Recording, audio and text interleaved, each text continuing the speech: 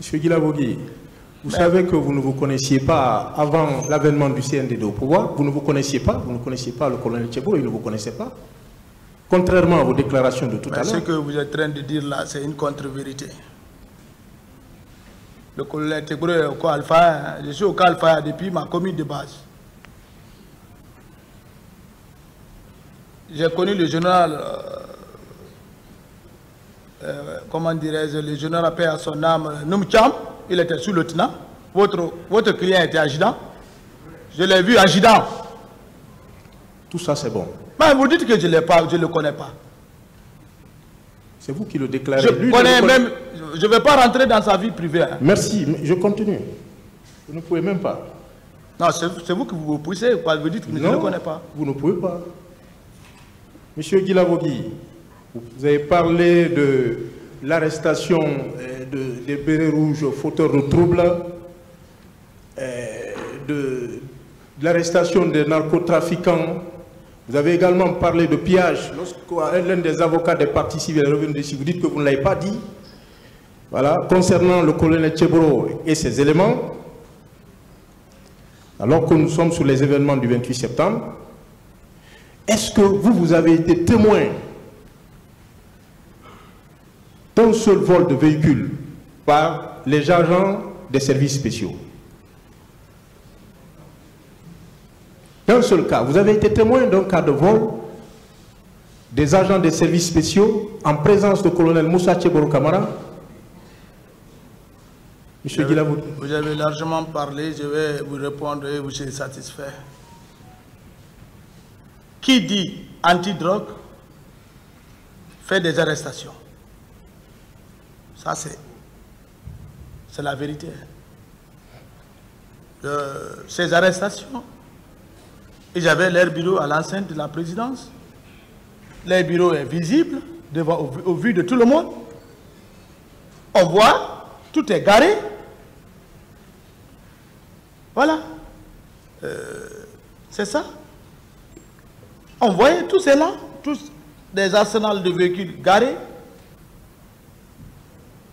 C'est pas... Je crois que c'est quelque chose qui n'était pas camouflé. Il n'y avait pas de base sur eux. Voilà. Vous trouvez anormal qu'on arrête un narcotrafiquant avec l'objet du délit qu'on laisse partir, qu'il soit incarcéré, qu'il s'en aille? Si vous arrêtez les gens dans leur domicile, mais laissez-leur bien. Si c'est la drogue, vous prenez la drogue, vous présentez. Ce n'est pas leurs fauteuils, les chaises, ou bien les véhicules qui sont là, ou bien leurs maisons. Je vous ai posé une question. C'est la réponse. Non, vous n'avez pas répondu, parce que est-ce que vous avez été témoin d'un seul cas de vol, vous? Ah, mais déjà, c'est le témoignage que je suis en train d'expliquer quand même. C'est ce que je suis en train d'expliquer. C'est ça qu'on va constater. Est-ce que vous savez que tous ces véhicules-là, les procès-verbaux en font foi? Il y a des procès-verbaux qui ont été présentés ici, par exemple, par le colonel Goum. Hein? Ces personnes ont été déférées avec ces véhicules, ces engins. Votre client même a nié qu'il n'avait pas de cellules à son sein? On ne parle pas de cellules. Ah, mais c'est ça? Nous ne parlons pas de cellules. Ah, ok. Voilà. Est-ce que vous savez que... Vous voulez pas... C'est là-bas que moi je vais partir. Est-ce que vous savez que ces personnes-là, ces narcotrafiquants et autres personnes fauteurs de troubles, ces bérets rouges incontrôlés à la présidence, hein, ont été déférés avec ces engins, vous le savez? Déférés. Les documents en font foi. Déférés? Oui. Ils n'ont pas été déférés, mais ils n'ont pas été déférés avec les arsenals de véhicules qui étaient là. Chaque jour, vous venez, vous trouvez 2 ou 3 et enlevés. Poursuivant votre acharnement, vous êtes allé jusqu'à déclarer, à évoquer la vidéo concernant la torture de Begré. Mais est-ce que vous savez qu'en ce moment, le colonel Moussa Tcheboro Kamara n'était pas en Guinée, qu'il était à l'étranger? Il y a des preuves irréfutables. Et il est parti à l'étranger avec le président d'Addis. Mais à quel moment la vidéo a été prise, vous connaissez? C'est vous qui parlez de la vidéo? Oui, je m'attendais. Demandez votre client où il a reçu la grenade sur son corps. Mais c'est à l'Attiérie. Comment un ministre d'anti-drogue va aller chercher à l'Attiérie? Il y a un mouvement militaire. C'est pourquoi les soldats qui étaient là les ont dit, vous ne rentrez pas. C'est d'abord un bataillon d'élite. Même moi, je suis de char, je n'ai pas droit de rentrer à l'Attiérie de n'importe comment. Ça, c'est l'arme lourde qui frappe à distance. Un corps étranger ne peut pas rentrer. Il vient avec, je ne sais pas, son autorité d'anti-drogue qui veut pénétrer. Le gars a dit non, c'est formellement interdit. Apparaît un. Ils cherchaient le pouvoir parce qu'ils ont tiré sur le président. Monsieur Guilavogui, je parle de la vidéo. Non, je parle de la vidéo concernant vous, vous allez me laisser finir parler, c'est parce que vous parlez de la vidéo. Sujet. La vidéo, vous connaissez à quelle date ça a été prise? Voilà, parlez-moi de la vidéo. Non, je ne parle le prix de la vidéo. Merci. Vérifiez la vidéo si votre client n'était pas là. Merci bien. Merci, il est dedans. Merci. Vous le qualifiez de tête pensante. Dans le mauvais sens. De tête pensante du président dans le mauvais sens. Mais est-ce que vous savez pourquoi le président l'a choisi? Est-ce que vous le savez?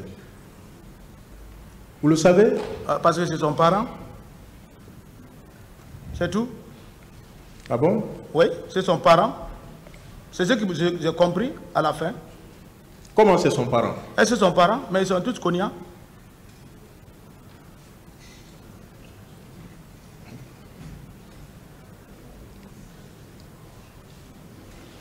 Est-ce que vous savez que c'est en raison de son expertise et de ses qualités morales que le président l'a choisi? Est-ce que vous le savez? Contrairement à ce que vous déclarez. C'est ce que vous analysez, ce que j'ai analysé, c'est ce que je vous ai dit.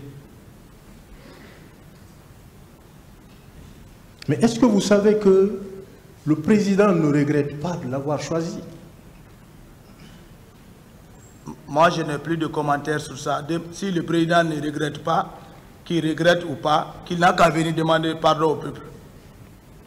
C'est ça. C'est tout. Avant qu'il ne vienne demander pardon au peuple, pourquoi vous n'allez pas dire à ce tribunal ce qui s'est passé exactement le 28 septembre? Moi, j'ai expliqué ce que j'ai vu, ce que j'ai vécu. Je ne dirai pas de ce que vous voulez que je dise, qui n'est pas la réalité. Mais est-ce que vous savez aussi que le colonel Moussa Tchebolo Camara est un empêcheur de tourner en rond? Le savez? Empêcheur de tourner en rond. Empêcher. Les fauteurs de troupes? Moi, je ne dis pas qu'il n'a pas fait son service pour arrêter des bandits, ce qui ce soit. Il a fait ce qu'il pouvait faire. Voilà. Je parle des fauteurs de troupes dans l'entourage du président. Quels fauteurs de troupes? C'est eux-mêmes qui ont mis le troupe. Pourquoi il est sorti de la présidence? Aller le loger à la porte de Yimbaya. Mais vous savez que vos multiples tentatives d'opposer les deux hommes sont voués à l'échec, vous le savez? Mais c'est lui-même qui s'est mis dans le jeu là. Hein. C'est pourquoi je dis que c'est les parachutés. Qui pouvait nous opposer? Toumba, Marcel et Dadis. Il est venu mettre le feu. C'est ce qui est le résultat aujourd'hui. Le champ que tu n'as pas défriché, tu n'as pas labouré, tu ne peux pas récolter le riz. C'est là où vous vous trompez. Non, mais c'est ça. Tu ne peux pas venir te faire roi dans le champ de l'autre. Mais il va te dire, va dans ton champ. Soit tu l'aides à chasser les oiseaux, après il te donne ta part. Parce qu'il est brillant. Quel brillant. Quelle brillantité. Oh, vous avez connu quand le colonel Teboro? Il y a très longtemps. Dans quel service? Je dis qu'il y a très longtemps. Est-ce que le président Lansana Conté lui a donné un poste? Le moment n'était pas venu. Le moment n'était pas venu. Donc c'est notre moment dont il est venu s'infiltrer. Pour vous reprendre, le moment n'était pas venu. Mon frère. Votre client n'a rien fait pour l'avènement du CNDD. C'est vous qui le dites. Et c'est une vérité. Oui.